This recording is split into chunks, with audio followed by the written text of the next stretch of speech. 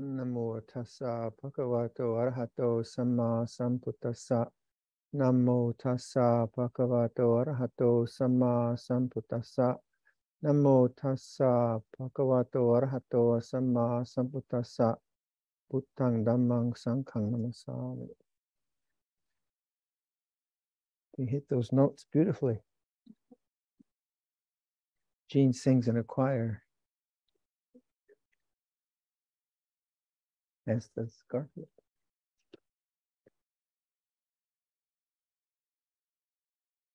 So there's two questions here, kind of related, sort of not so. One, would it be too simplistic to conclude that in order to access the background, one can just move attention to the heart during meditation? The danger there is you get kind of stuck in one idea, and then you start to do it with the desire to get a result. And as soon as you have the desire to get a result, you're toast. And that's why, we have that idea of Zen mind, beginner's mind.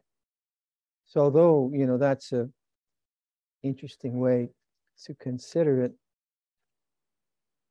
the best way I really think is to always come from silence. That's not so easy, because I think silence has the space for wisdom to function, because there's awareness there.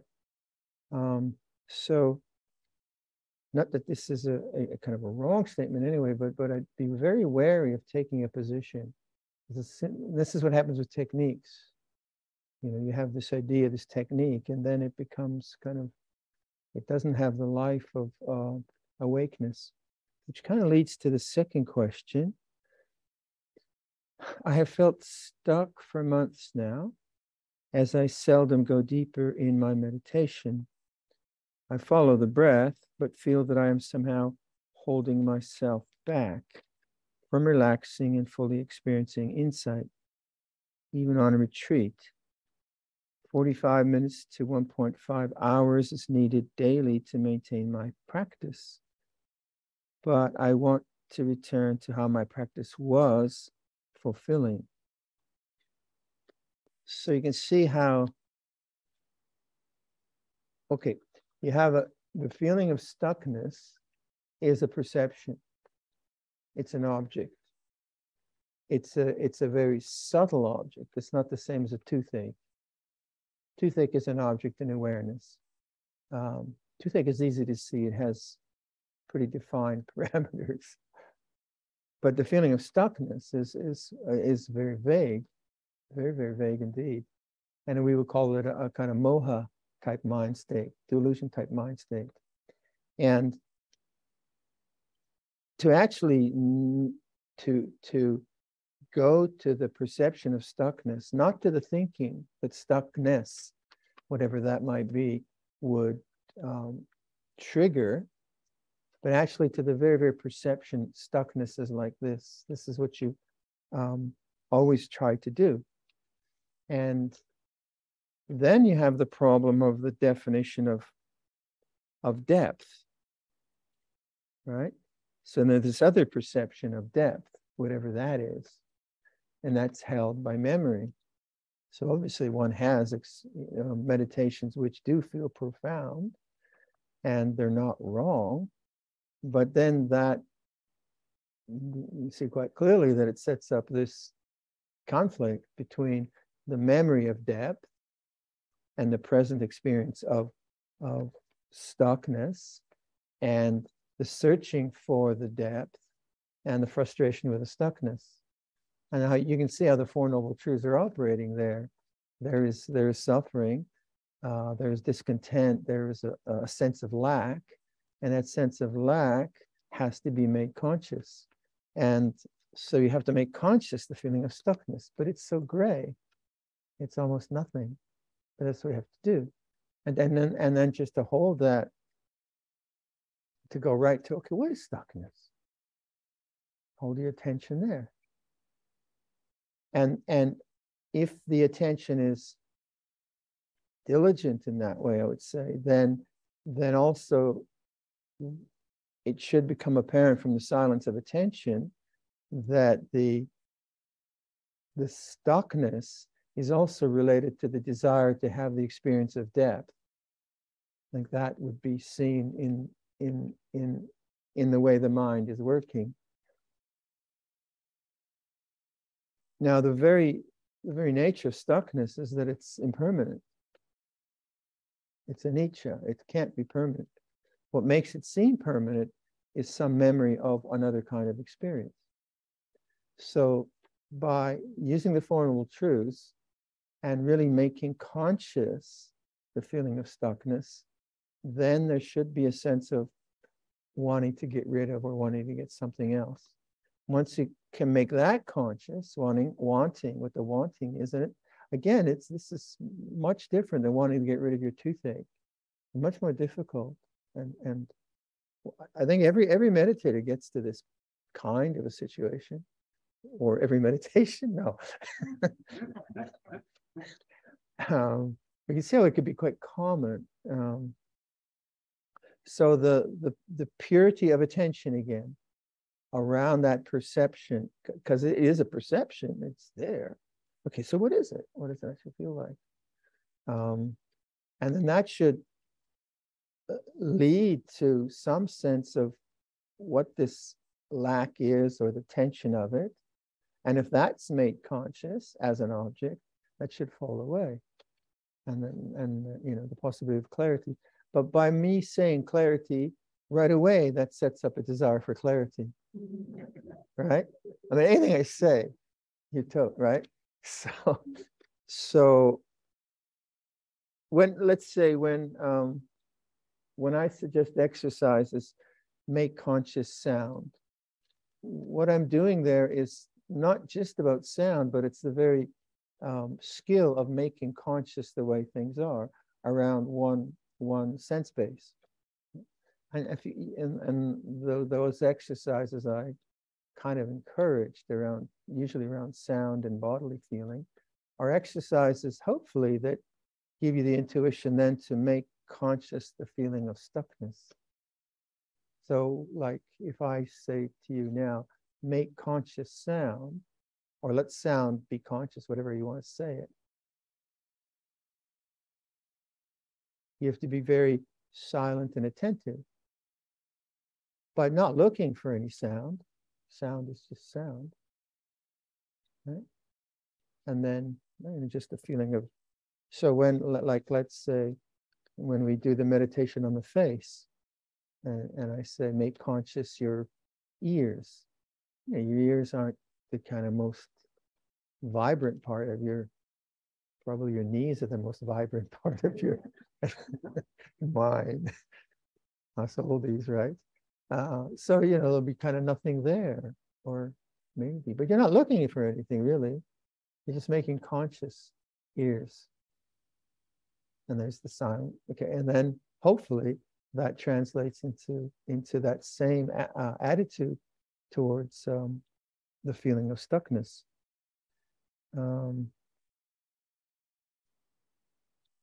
So the whole Zen mind, beginner's mind, that model of from DT, no, the other Suzuki Roshi, right? Shunryu Suzuki, yeah. That beginner's mind is very, very important, and that's why I think it relates to this question of having a kind of fixed view on it. So also the bunch of questions that people had around this analogy I'm using of background and foreground. The more I practice, the more I think, the very nature of questions is a distraction to some extent. I mean, they're fun, but just the very nature of not picking up a question and beginning to invest a heck of a lot in silence. Again, not getting rid of thought, but trusting more in silence than the mind going to thinking.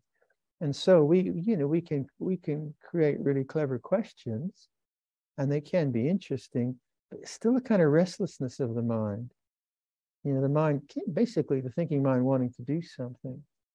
It's not wrong, but then that's going to take away from this kind of investment in silence, or trust in silence, or faith in silence. Each time I do that,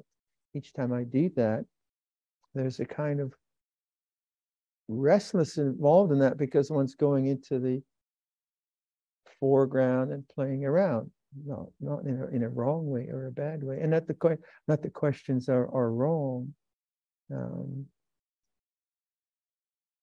but a question like a question about what does the four quarters mean in the chanting? Well, that's north, east, west, south. Okay, that's a good functional question. You just divide up the universe into 4 quadrants, and then above and below and everywhere. So it's just an imagination thing, front, back, and so on. And that's a functional question.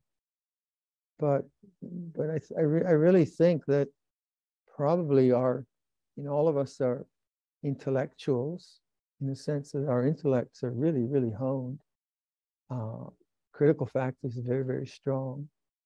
That practices where we go more to the heart, more to receptivity, more to silence, are more profitable.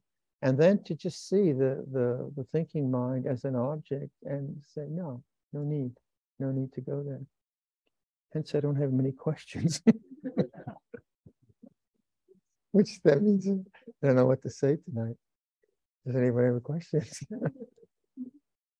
But so if you use the model of the Four Noble Truths, that the beauty of that, you can always go back to that. You always say, okay, what is the sense of lack or discontent? Make that conscious again and again and again. Then you're using the tools of the Four Noble Truths. Once you kind of understand craving, you could do things like background and foreground, and you can play around like that. But whenever you get a bit lost, and you're kind of muddled with whatever techniques teacher might give you, always come back to the Four Noble Truths. Any sense of discontent, any sense of lack, any sense of it doesn't work. So then, how would these practices of metta bhavana and all of that, where are they? Well, they're the kind of balancing factors of one's character. So, like if part of my character is very cynical or critical or judgmental, and those are the perceptions which are very persistent in my mind, obviously, if I can put other perceptions into consciousness, they will help me awaken those more persistent things. So typically, if I can't forgive someone, like that classic thing that Luang Por Sumedho said about Pol Pot. When Pol Pot when he died, there was a picture in the news wires. Are there news wires anymore? Of this pathetic funeral pyre of a car tire or something thrown on a coffin or a body. It was like so pathetic and sad. And Pol Pot was a monster. And Luang Por Sumedho said, yeah, but maybe his dog loved him. And I thought, what? But what was he pointing to? Was he pointing to, you can perceive things in different ways. So when our perceptions are really like biased towards, say, politicians or whatever, and we invest in that, we create a self and another. We do that very, very strongly. And the whole society might applaud our perceptions and say it's right, But as long as I'm creating self and other, the danger there is then that becomes my identity, something in the foreground. So without dismissing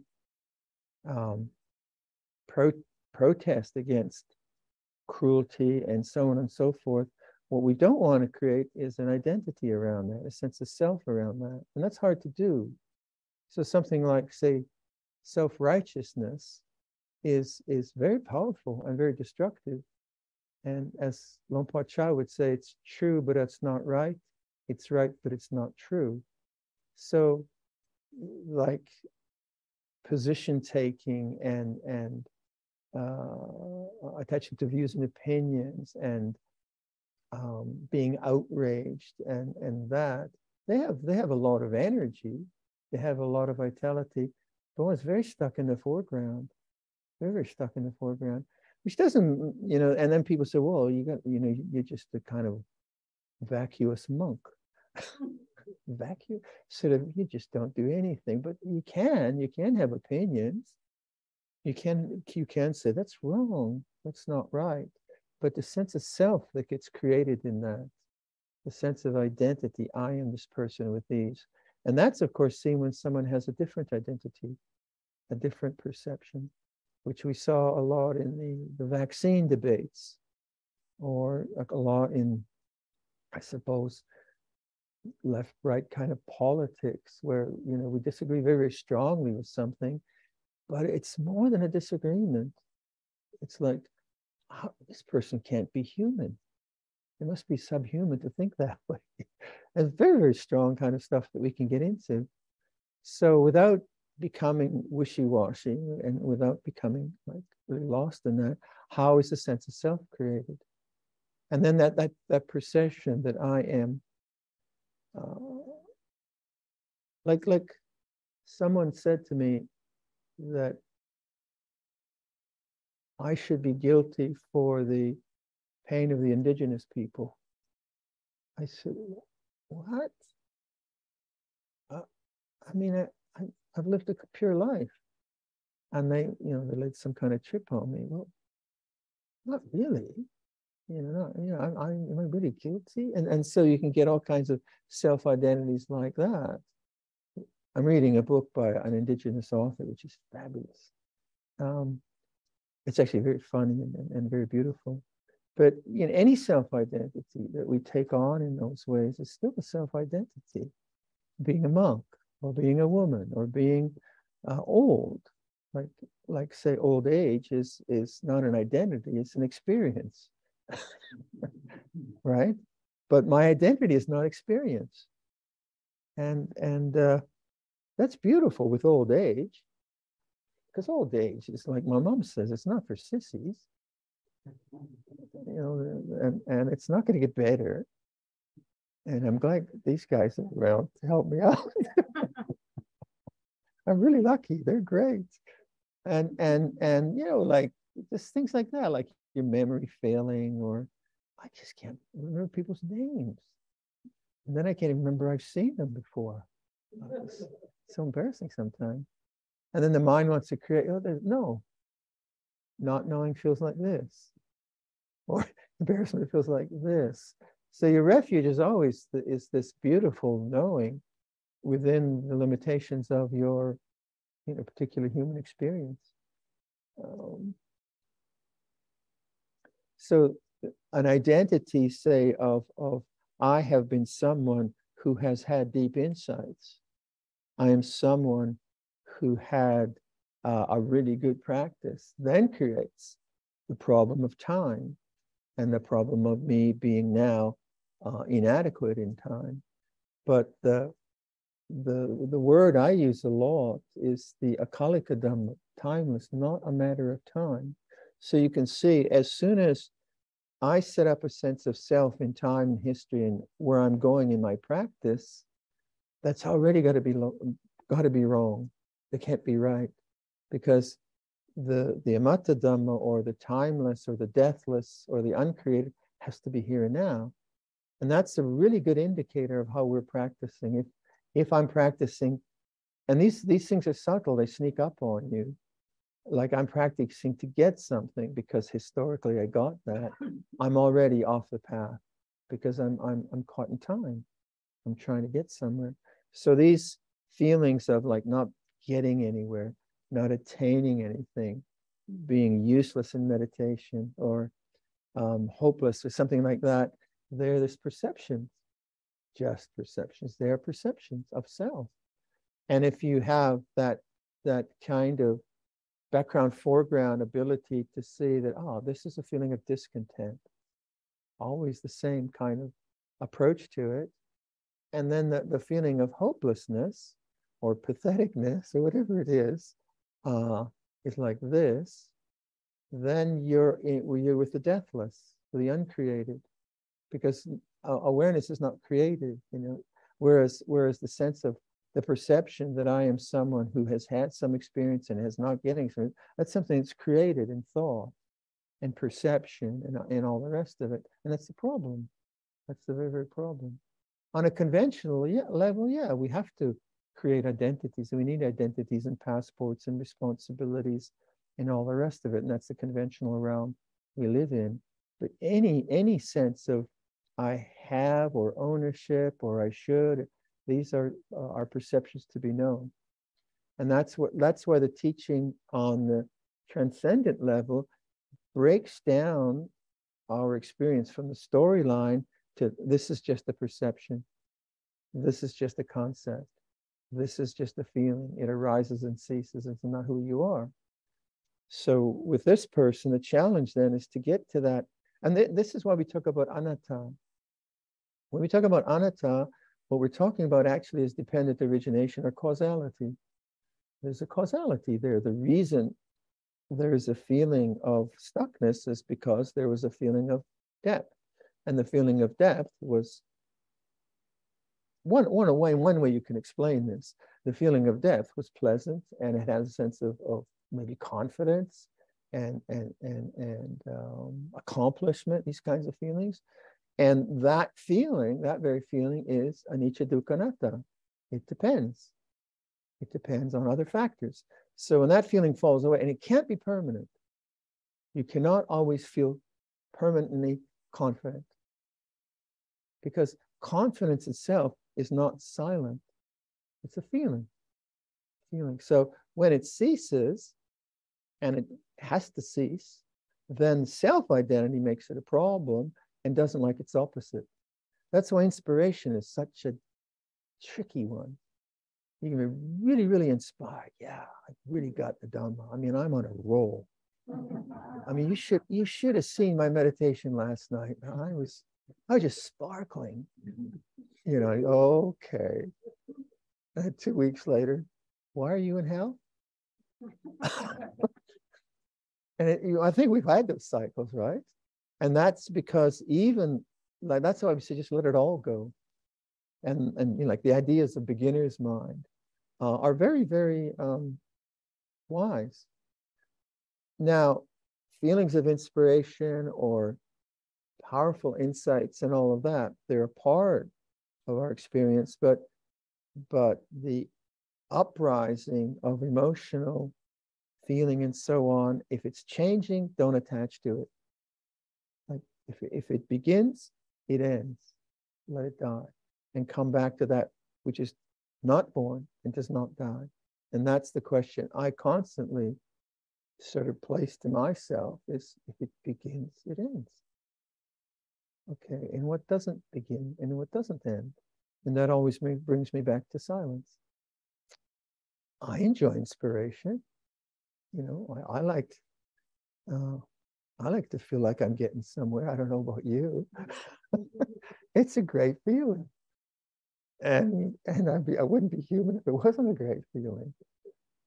But then the other, like, well, sometimes I'll give a talk. I really nailed it.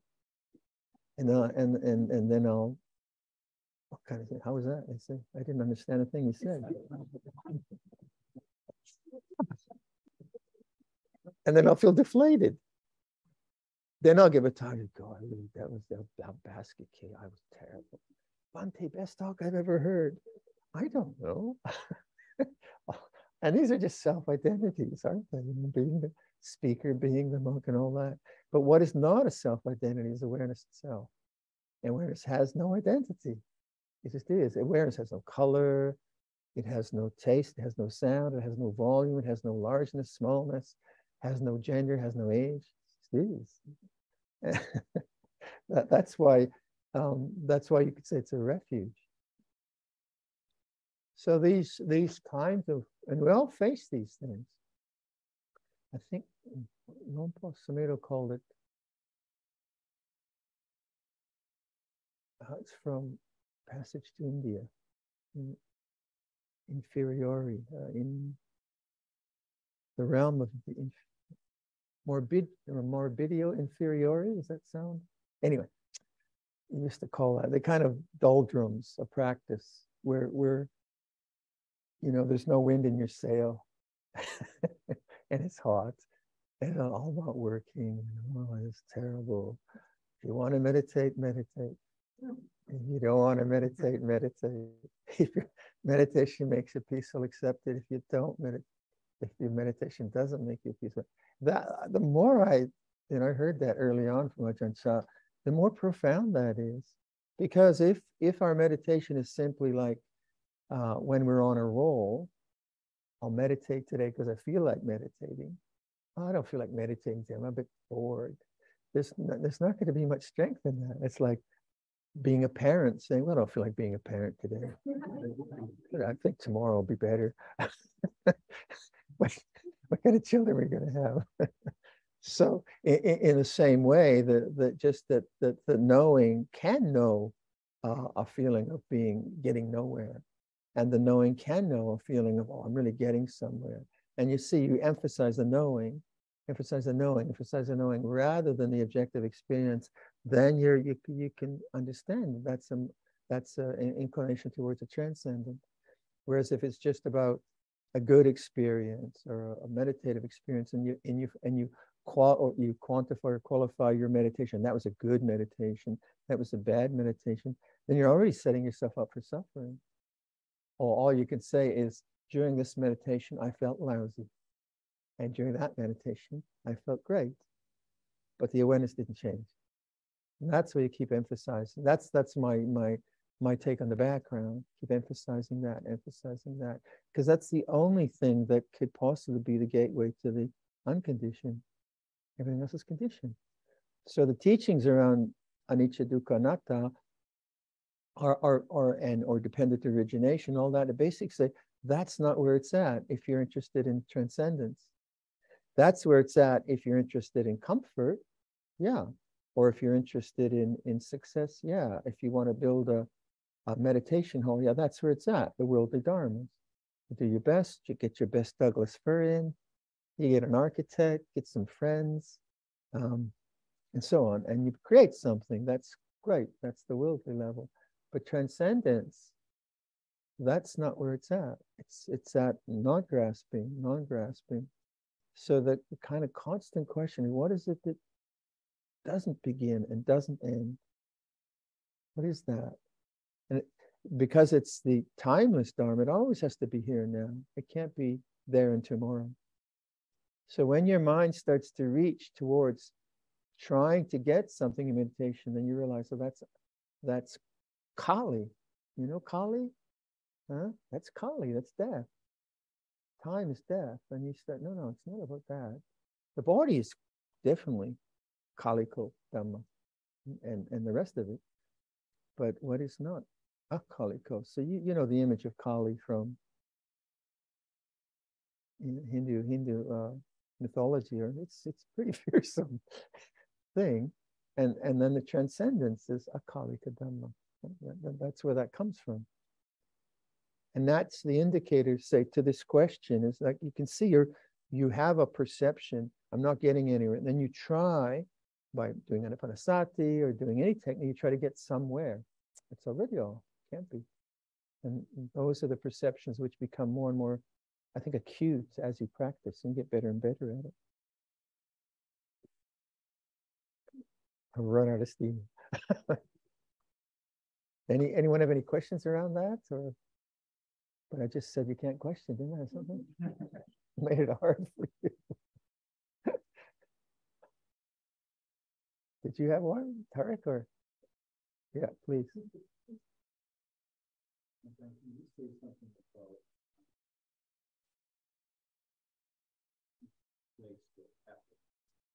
Uh-huh.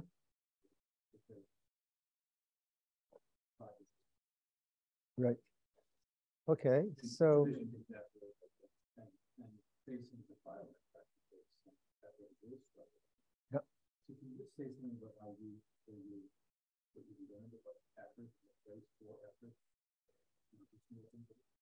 Well, effort is awakening, and awakening to the way things are. So that's the language I use. What's it like now? That's effort. Just that language. It's like this is effort, or even defining it, or saying to myself, it'll change. That all takes effort, but it's not the effort to become or get rid of. It's the effort to return home, I would say. So when I just like do, what's the background? That's effort. So all the language that I put out, that is effort, isn't it? But that language is describing my own insight, and then trying to, and so the insight creates right understanding. From right understanding, the language of right understanding from my own perspective begins to be employed, and the employment of right language is right effort. So right effort, right mindfulness, and samadhi are really the three you're always working with, but conjoined with right understanding and right thought. You know, they're always kind of this one lovely package. And so just in terms of like cynical speech, I'll see that tendency, be careful. Just that, just right speech, right? You're just kind of putting in language that way. And then the attentiveness to be really, you know, kind of really watch. The attentiveness, that takes effort. But also sati. And then the sustained effort, you could like the sustaining silent attention. There's effort, mindfulness, and samadhi. They're always, all three are working. But if effort is to become, and that's the nub of it, then you're dead, because then you'll die. That's what Kali is. Kali is birth and death. So becoming something means you will also die from that becoming. In psychological ways, right? I'm not talking about being reborn as a deva or something. So you get very good at noticing the becoming mind and the awakening. And the effort is to remember more. So when Luang Por Sumedho, again, says to us, it's like this. And you're not just agreeing with him, yes, it's cold, or yes, that soup was great. It's not that, it's you're agreeing to wake up. That's an effort. So by saying it's like this, and I'm attentive, that's sati, that's virya, that's samadhi, all three working together for spans of time. So the nub is really around craving, becoming, resistant. Like 1 year, I on Bita's talks, I would say, I give everyone homework, do non-resistance for a year. Right? I mean, you know, like, take it seriously. So do non-resistance for a year, then you see, oh, okay, non-resistance is wrong effort, or resistance, say, is wrong effort. So let's say I'm feeling whatever, and I don't want it to be in consciousness, that's wrong effort, and right, non-resistance. So I'm remembering letting go, but the letting go is effort, right? It's more like remembering the right practice, or remember what the moment is like, or that kind of language. And people said that was quite a cool kind of thing to do for a year. Some who actually did the homework, and it was very helpful. Not that I did examinations, that kind of thing. Yeah.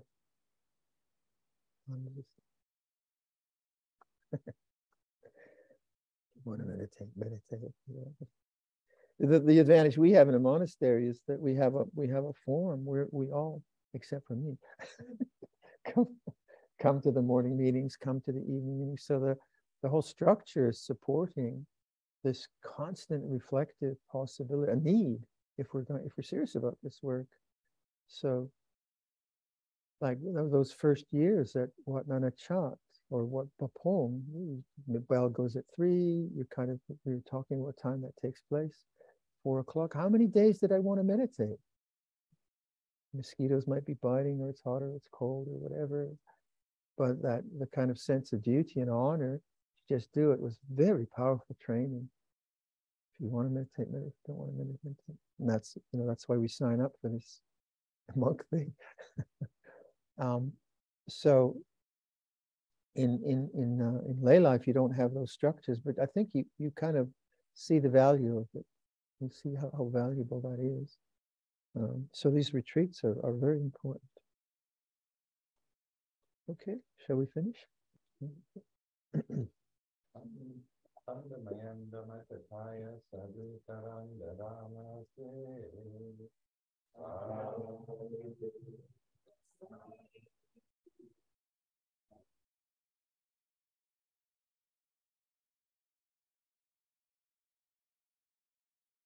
And finish with the Buddha's words on loving kindness on page D. What page it is.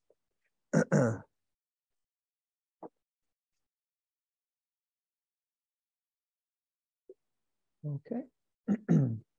This is what should be done by one who is skilled in goodness and who knows the path of peace.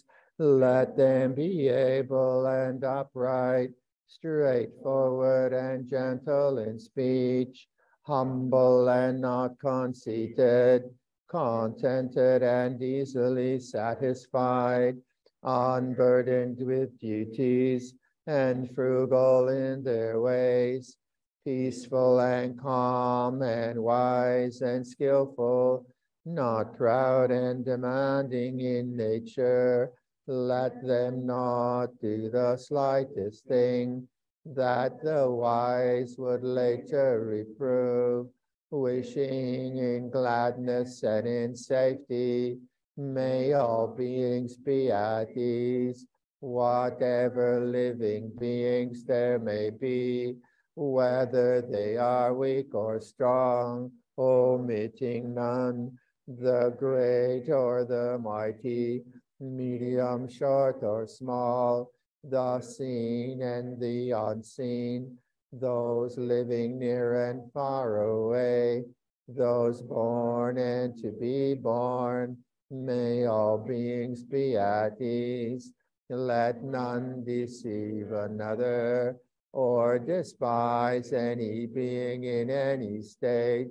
Let none through anger or ill will wish harm upon another, even as a mother protects with her life her child, her only child, so with a boundless heart should one cherish all living beings, radiating kindness over the entire world, spreading upwards to the skies and downwards to the depths, outwards and unbounded, hatred and ill will, whether standing or walking, seated or lying down, freed from drowsiness, one should sustain this recollection. This is said to be the sublime abiding, by not holding to fixed views, the pure-hearted one, having clarity of vision, being freed from all sense desires, is not born again into this world. And the closing homage.